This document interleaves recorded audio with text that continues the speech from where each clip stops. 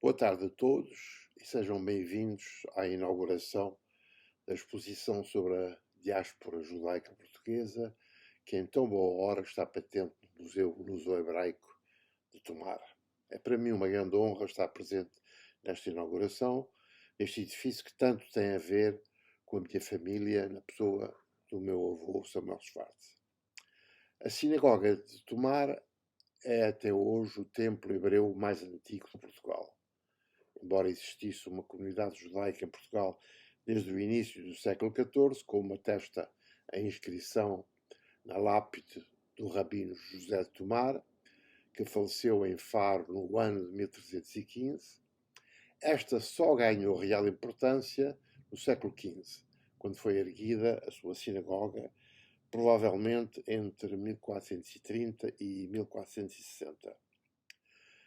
O edifício foi usado apenas como local de culto e encontro para os judeus por um período extremamente curto. Com efeito, em dezembro de 1496, o rei Dom Manuel, por insistência da sua noiva, a princesa castelhana Dona Isabel, publicou um edital impondo aos judeus um prazo até outubro de 1497 para se converterem ao cristianismo ou abandonarem Portugal.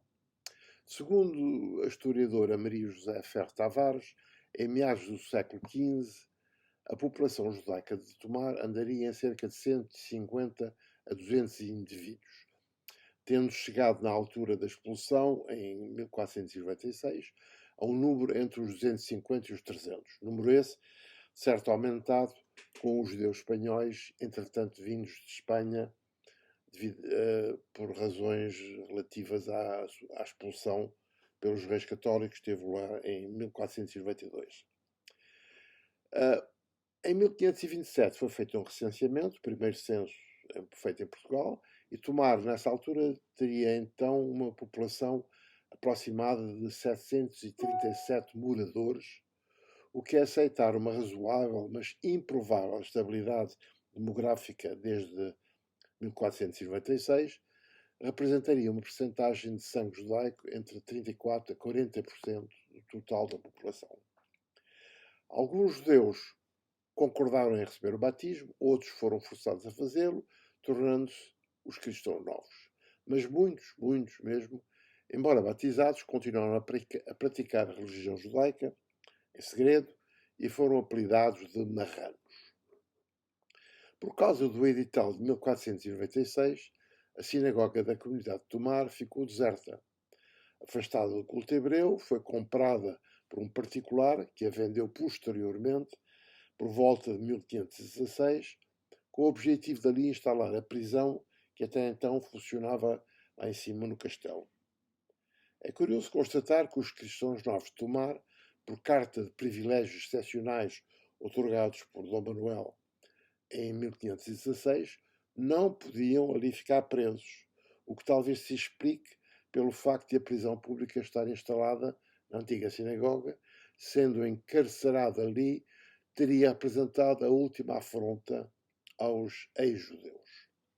Durante quanto tempo este edifício foi utilizado desta forma, não se sabe, mas provavelmente até a instalação definitiva da prisão nas instalações dos Passos de Conselho entre 1542 e 1550. Um documento datado do início do século XVII atesta uma outra utilização dada à antiga sinagoga depois desta ter servido de prisão. Com efeito, nos registros paroquiais da Igreja de São João Batista, ficamos a saber que existia na Rua Nova uma capela de São Bartolomeu, onde foi celebrado um casamento em 1613. Ainda não foi possível determinar a data em que foi profanado, mas segundo João dos Santos Simões, que foi diretor do Museu Luso-Hebraico, como vamos ver mais tarde, a data em que o edifício foi profanado teria acontecido no século XIX. Em 1º de junho de 1885, a sinagoga era um prédio térreo e servia de palheiro. Pertencia nessa altura a José Joaquim Araújo, que a vendeu a António Vieira da Silva Neves, e este, quando faleceu, foi o genro Joaquim Cardoso Tavares que passou a ser o proprietário. Ora bem, No dia 10 de junho de 1920, teve lugar uma excursão de estudo a Tomar, que foi organizada pela Associação dos Arqueólogos Portugueses e que foi acompanhada pelo arqueólogo Coronel Garcês Teixeira e pelo meu avô Samuel Schwartz. Nessa altura, o pequeno monumento era uma adega ou um armazém de mercearia ou um palheiro. Muito provavelmente foi na sequência desta visita de estudo que o edifício foi classificado como Monumento Nacional a 29 de julho de 1921. Cerca de 2 anos depois, a 5 de maio de 1923, o meu avô contrata a compra do prédio da sinagoga a fim de preservá-lo do abandono total e da devastação e mandou realizar os primeiros trabalhos de limpeza e de escavação. É neste mesmo ano que Samuel Schwartz publica um trabalho sobre as inscrições hebraicas em Portugal, que acaba de ser reeditado pelo município de Belmonte. Ora bem, em 1925 é publicado pelo Coronel Garcês Teixeira, que tinha participado na reunião de estudo de 1920.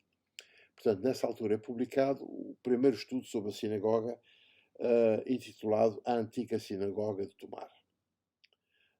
De resto, aproveito aqui a oportunidade para sugerir ao município de Tomar que seja feita uma reprodução deste documento, porque está totalmente esgotado e impossível de encontrar mesmo nos alfarrabistas.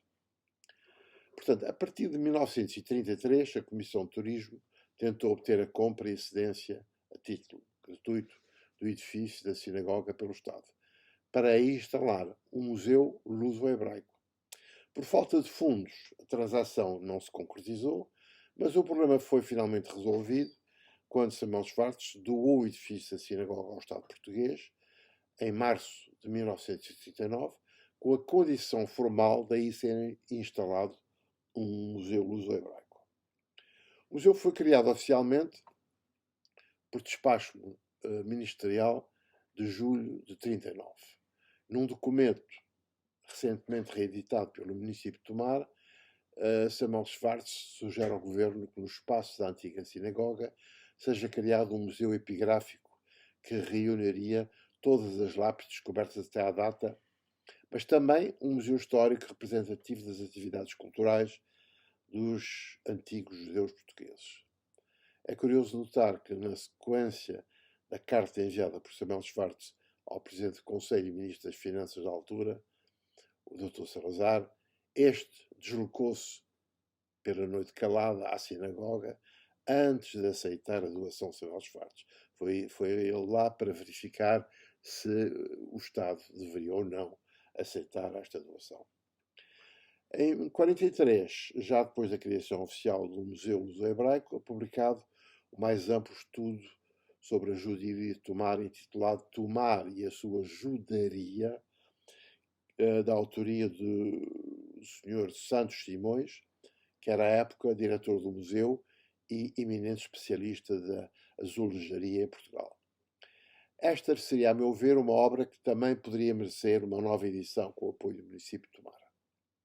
É curioso notar que o meu avô desconhecia a existência de um local para banhos rituais no edifício anexo à sinagoga. Com efeito, só 30 anos mais tarde, depois da morte do meu avô, foram feitas umas escavações no edifício anexo, nas dependências, e apareceu aí o gargalo de uma grande jarra.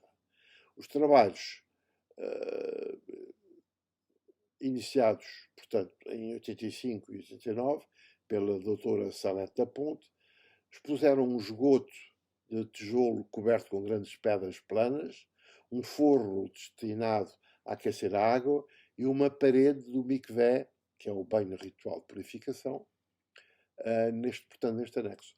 Foram descobertas diversas moedas datadas da época de Afonso V e seus descendentes, o que confirma que a sinagoga foi, na realidade, construída em meados do século XV e que o templo foi ampliado e reconstruído nos anos que se seguiram. Mais recentemente, em 2017, foram empreendidas novas escavações no terreno adjacente à sinagoga pelo arqueólogo Nelson Fernandes, que revelaram que o espaço dedicado ao mikvé se prolongava depois da atual parede apoente do mikvé.